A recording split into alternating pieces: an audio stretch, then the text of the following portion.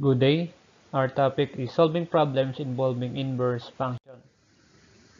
So let's recall the steps in finding the inverse of the function. So the first step is to replace yung f of x with y. Then after that, we will interchange x and y. Then next is to solve for the y or the new y from step 2. Then after that, if we are sure that the inverse that we get is also a function, then we will replace the y that we solve using this notation. Okay, so it indicates that the function that we are writing is the inverse function. Okay, this is the sample problem. So Romel and his friend are playing a number guessing game. So Romel asks his friend to think of a counting number. So ibig sabihin yung mga binibilang natin, 1, 2, 3, 4, 5, 6, 7, 8, 9, 10, and so on.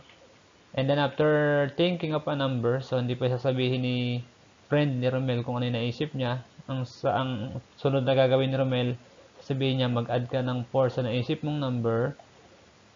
Na-add mo na. Pag na-add mo na, i-square mo yung sum na nakuha mo.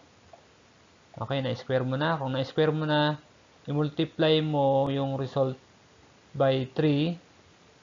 Okay, nakuha mo na yung product. Then after that, after getting the product, i-divide mo naman yung nakuha mong product by 2. So, kung sasabihin ng friend ang nakuha niyang number is 54, let's say 54 yung nakuha, hindi 50, baguhin natin this 54. So, write an inverse function that will give you the original number. And then the next is determine the original number. So, is dapat malaman ko kung ako si Romel, malaman ko ano ba yung inisip niya base doon sa mga informations na ibinigay niya kanina. Okay? So, ayan, 54 itong ating number na kukunin. So, paano ba yan? So, yung function, yung original function, ganito natin isusulat. F of x is equal to, mag-isip ka ng number, mag-add ka ng 4 sa naisip mong number, i-square mo yung sum nung naisip mong number at saka ng 4, i-multiply mo yung sagot doon by 3, and after getting the product, i-divide mo by 2. So, ito yung ating original function. Okay, so this is, ayan, so f of x. So, ngayon, paano natin malalaman yung nakuhang number? So, mas madali siya kung alam natin yung inverse function. So, to find the inverse of the given function, so, palitan muna natin yung ito yung steps natin.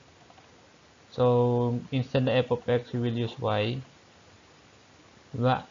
Magiging y is equal to 3 times x plus 4 squared over 2. Ang next, gawin natin x itong y. At ito namang x ang gagawin nating y plus 4 squared over 2.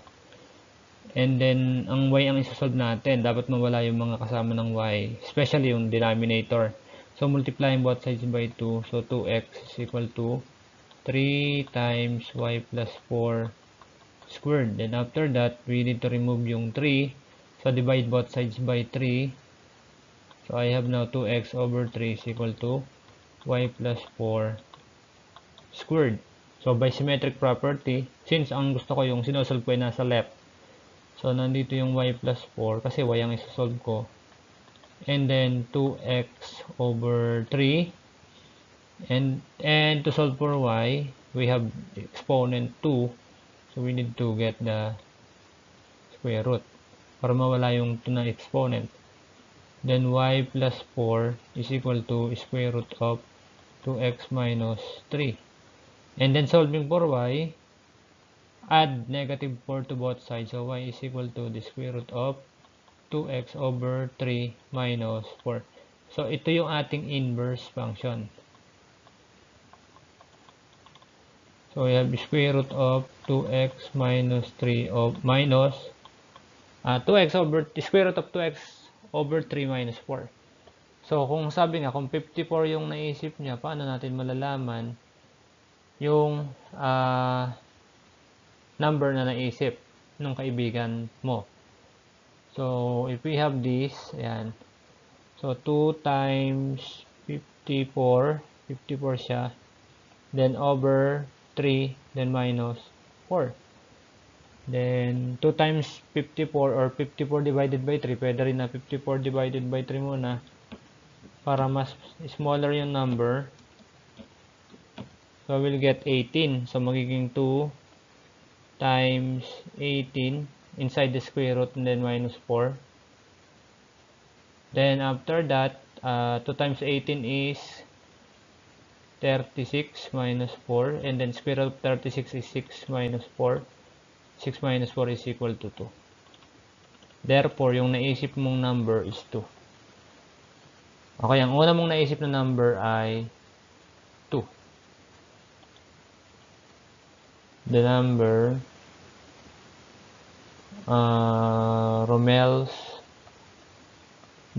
that Romel's friend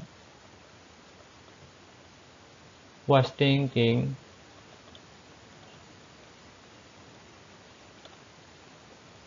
is 2. Okay, the number that Romel's friend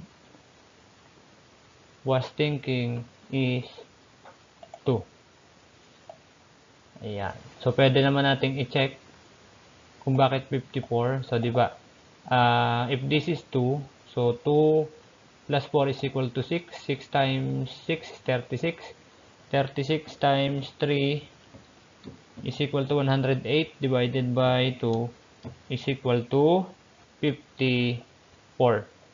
So, kaya kung titingnan natin yon in reverse form, so we need to find the inverse, and then after that, we will just substitute this 54 to the x of our inverse function and we'll simplify. And we will know the number that your friend was thinking.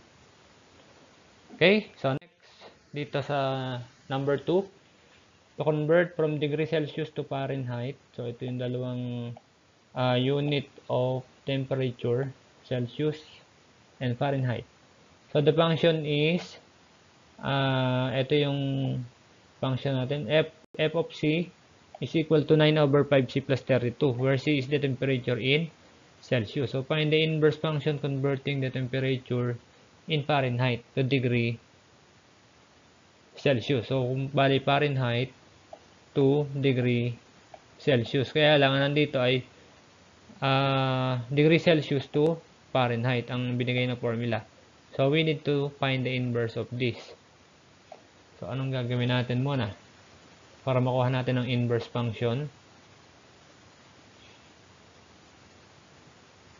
Okay, so gawin natin na instead na f of c ang gawin. Okay, instead na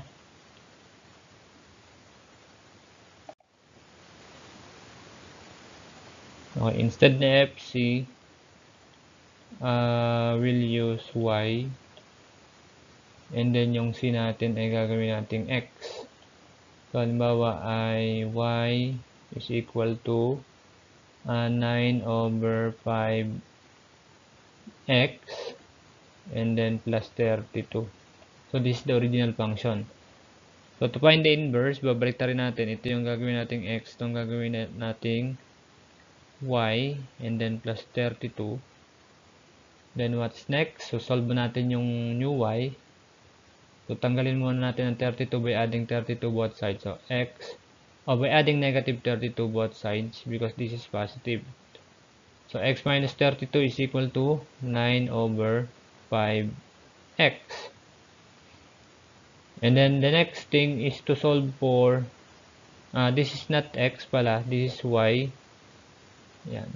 So, ulitin na lang natin. So, this is 9 over 5y. And then, how to remove 9 over 5? So, what number we're going to multiply both sides of the equation? So we need to multiply the reciprocal of 9 over 5. So 5 over 9. And then, yan, we can cancel yung 5 at saka 9. Then I only have y on the right side. And on the left side, I have 5 over 9. Then times x minus 32. So, ayan na. Or y is equal to 5 over 9 then x minus 32. So, yun yung y natin. So, since this is FC at nakadepende siya kung anong f na ibibigay natin, then pwede nating ibalik sa function na FC, kabaligtaran niya ay CF. Ayan, C of f is equal to 5 over 9. And then, since yung f yung ang nagvary dito, so that is f minus 32. So, paano natin masasagot yung letter A? If the temperature is 96.8 degrees Fahrenheit. So, let us get yung C of 96.8 is equal to 5 over 9. And then, substitute lang natin. So, 96.8 minus 32. Okay? So, C of 96.8. So, ang 5 over 9 is equal to 0.5. Ayan. So, 0.555 continuous yan. And then, yung 96.8 minus 32 ay 64.8. So, ngayon, pag multiply natin using calculator, 64.8 times 5 divided by 9 or 0.5555. So, ang C natin now is equal to 36 degree Celsius. So, if the temperature is 96.8 degree Fahrenheit, what is its equivalent? What is its equivalent measure in Celsius? So, the equivalent measure in Celsius is 36 degree Celsius. Yung 96.8 degrees Fahrenheit. Okay, example 3. The cost of producing laptops by JOB company is given by C of X equals 1,300x plus 5,500 in pesos, where X is the number of produced laptops. So, find the inverse of the function. So, if we have, di ba, C of X, gawin na lang natin siyang Y muna. Y, and then 1,300x plus 5,500, and then interchange. So, this is X. This is now our X. And yung X before will be Y plus 5,500. Then after that, addition property of equality, because we need to solve for Y. And that is the inverse. Remove 5,500, so add negative 5,500 both sides. So I now have x minus 5,500 is equal to 1,300 y. And solving for y, so I need to divide both sides by the coefficient of y, which is 1,300. Yeah. So I can cancel this and I solve for y. So x minus 5,500 over 1,300. So if this is the function, then we can use the notation of inverse. So this is the given function, this is the inverse, and then ito ay dx, it should be 1, diba? Denoting the inverse of the given function. The inverse of the given function is equal to x minus 5,500 over 1,300. So, how many laptops? Nasagot na natin yung the inverse. So, ito na yung inverse natin for letter A. Sagutin natin yung B. So, how many laptops will produce if the cost is 12,000 pesos? So, C of 12,000. is equal to, lagay lang natin 12,000 pesos minus 5,500 divided by 1,300. So, ano yung magiging value natin? So, 1,200 or 12,000 minus 5,500 is 6,500 divided by 1,300, and we get, so the value of the function is 5. Therefore, if we want to answer the problem, how many laptops will produce if the cost is 12,000 pesos? So, it will produce 5 laptops. Okay, salamat muli sa inyong panonood at pakikinig. Ang ating next topic ay representing real-life situation using exponential function. So again, thank you and God bless to all.